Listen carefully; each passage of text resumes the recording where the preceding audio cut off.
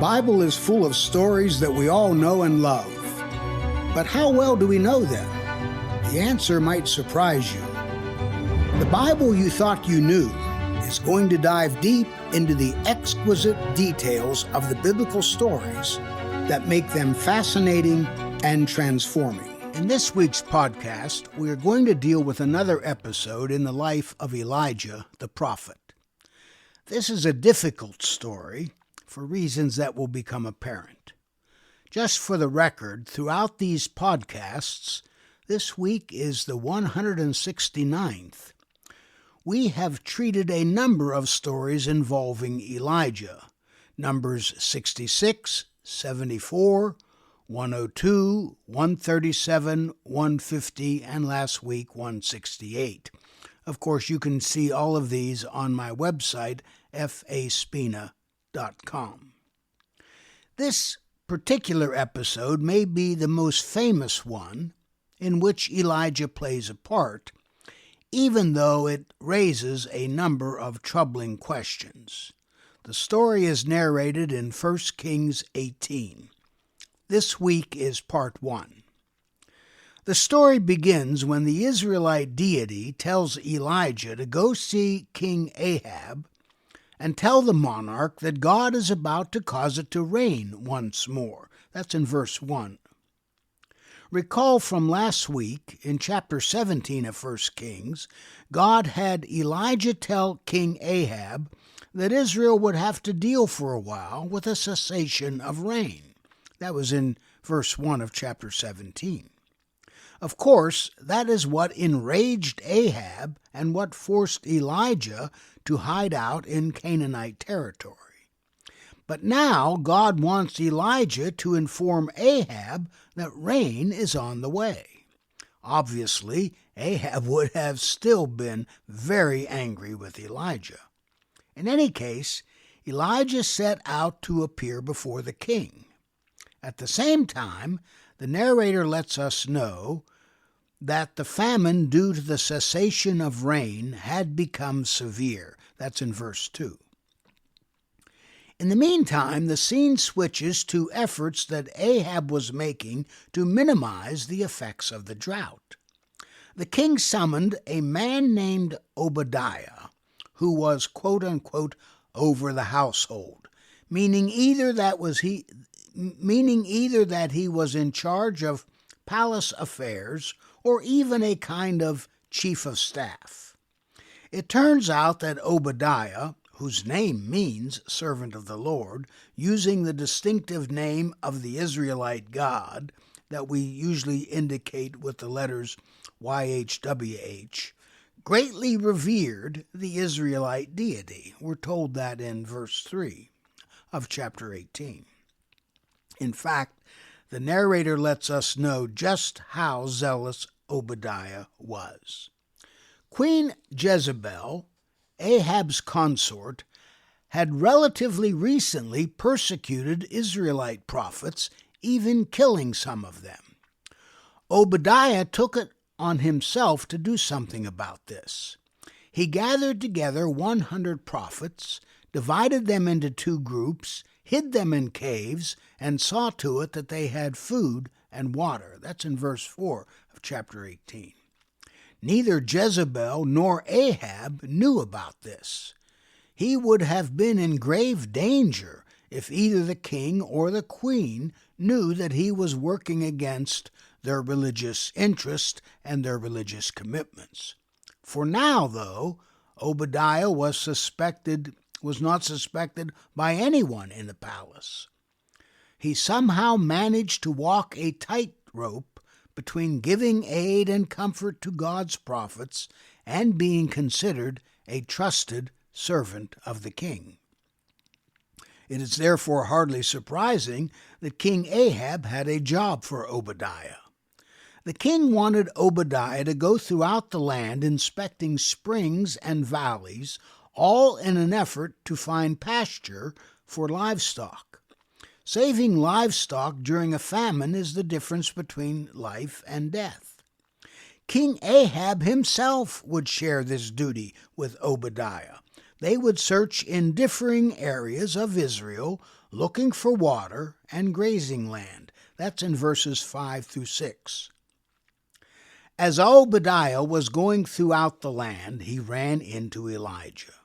Immediately, Obadiah recognized the famous prophet and gave him proper deference. He bowed and used an honorific when he addressed him. Elijah confirmed his identity and then asked Obadiah to go and tell the king that, quote-unquote, Elijah is here. Remember now, Elijah had been on the run from Ahab ever since he told the king about the pending famine. That's in verses 7 through 8.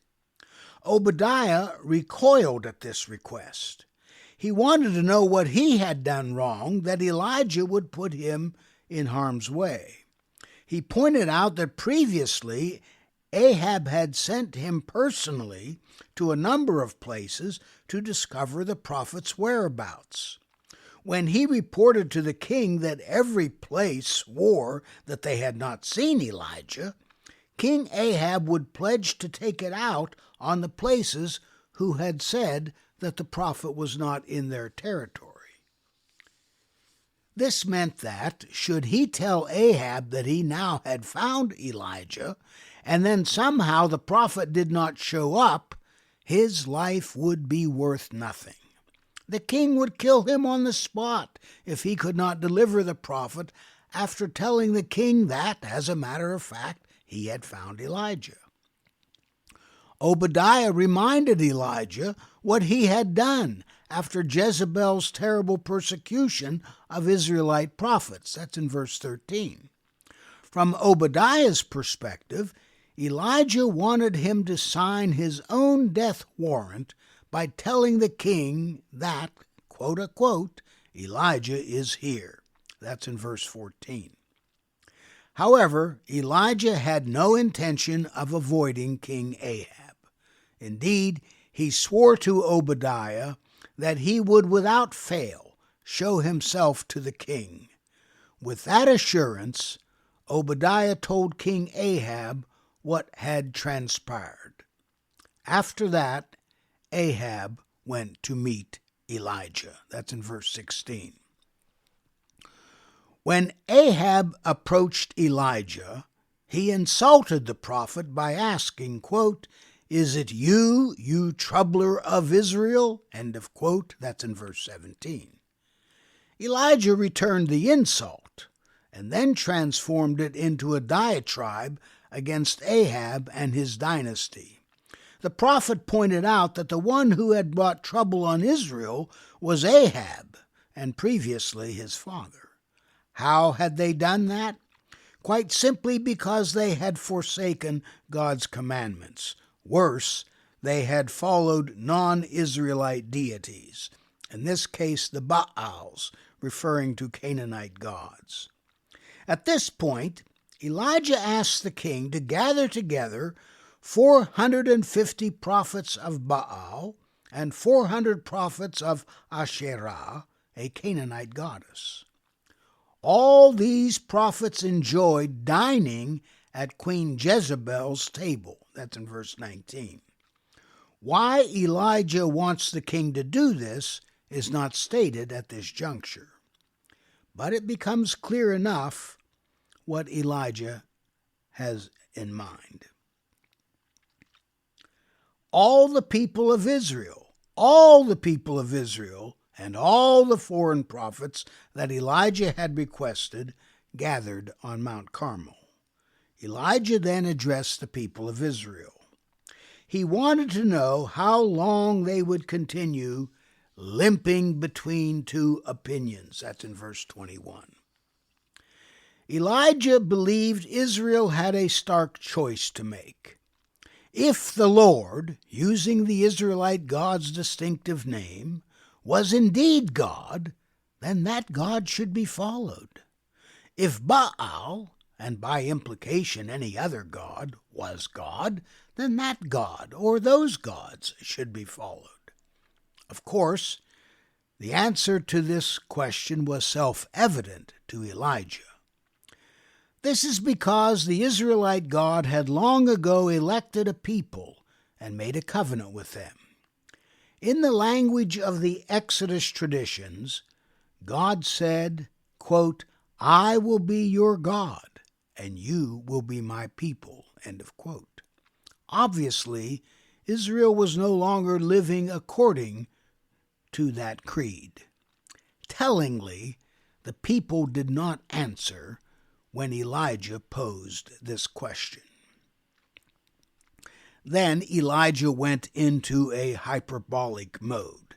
He made the audacious claim that he was the last of the Lord's prophets. If that was literally the case, then that made Obadiah a liar, for he had insisted that he had rescued at least 100 prophets of the Lord. Perhaps we should give Elijah some slack in that he was perhaps the only one currently willing to take on the monarchy represented by Ahab and Jezebel, and thereby the entire northern kingdom Israel. That's in verse 22. Regardless, Elijah noted that he was alone, all by himself, whereas Baal had 450 prophets speaking in his behalf. That's in verse 22. Given this circumstance, Elijah set up a contest. He proposed that the two prophetic groups, though he was by himself, he considered himself as one group, be given bulls. Each group would prepare the bulls for a sacrifice. The animals were to be cut into pieces and placed on top of the wood, but no fire was to be used. That's in verse 23. The next phase would require each group, on the one hand the prophets of Baal, and on the other hand Elijah, a prophet of the Lord, to call on their respective gods. Obviously, the prophets of Baal would call on Baal, and Elijah would call on the Lord. Again, YHWH. Whichever God responded with fire to light the wood for the sacrifice would demonstrate that deity's very existence.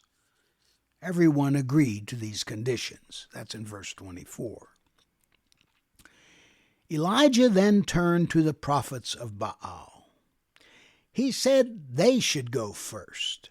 After all, there were many of them and only one on the other side. Again, he repeated the rules. Prepare the animal, place it on the wood, but do not use any fire. The prophets of Baal complied. That's in verse 25. Then all morning these prophets called on Baal's name to supply the fire, but there was no answer from Baal. This god neither spoke nor acted. After a while, the prophets were limping around the altar. Was that because they had been doing this all morning long? That's in verse 26. At noon, Elijah began to mock his counterparts. He suggested that they raise their voices just in case Baal either could not hear or was not listening. That's in verse 27. Or perhaps Baal was using the bathroom and therefore was indisposed. There were other possibilities to explain the silence. Maybe Baal was taking a little vacation or was fast asleep. These taunts induced the prophets of Baal to up their game. They cried more loudly, they cut themselves, and they even began to rave. But all for naught. Regardless of what they did, there was no voice, no one acted, and no one listened. That's in verse 29. Baal had failed this part of the contest. Would Elijah's God do any better? We will soon know. When it was Elijah's turn, he asked the people to come near, which they did. In their sight, he repaired the altar that had been broken down. Then he made a decidedly Israelite altar. He constructed it with 12 stones, each signifying the 12 tribal units corresponding to Jacob's 12 sons. Keep in mind that when Jacob's name was changed, it was changed to Israel. In fact, the narrator mentions the time when God told Jacob, quote, "Israel shall be your name," end of quote. That's in verses 30 and 31 of chapter 18. Plus, Elijah made this altar expressly in the name of the Lord, once again using the tetragrammaton, that is to say, the four-letter name of God, YHWH. He continued by making a trench around the altar, a trench big enough to contain 2 measures of seed. Of course, he also cut into pieces the sacrificial animal and laid it on wood. But Elijah did something else. He ordered that 4 jars of water should be drawn and poured out not only on the offering, but on the wood. This was done. Elijah demanded that this be done once again. It was. But that was not enough. Elijah wanted everything to be doused a 3rd time. Once again, this was done. The sacrificial animal and the wood were now completely drenched. Elijah made sure that only something truly miraculous could save the day. We will have to wait until next week to hear the end of the story. We will do that and as well discuss the implications of this episode. In the meantime, let me invite you to go to my website, faspina.com, and make sure that I have your email so that I can contact you when the time is right. And also, if you would like me to answer a question in a Q&A session, email me at fspina106@gmail.com. I want to thank you so very much for listening to The Bible You Thought You Knew. I have a question for you. Do you have a question or topic that you'd like me to cover on the podcast? If so, all you need to do is head over to Apple Podcasts and do 2 simple things. 1, leave a rating and review telling me what you think of the podcast. 2, in that review, ask anything you want related to the Bible. That's all you have to do. Then, listen in to hear your question answered on a future episode. Join us next time on The Bible You Thought You Knew when we discuss Jesus' personal Bible. God bless.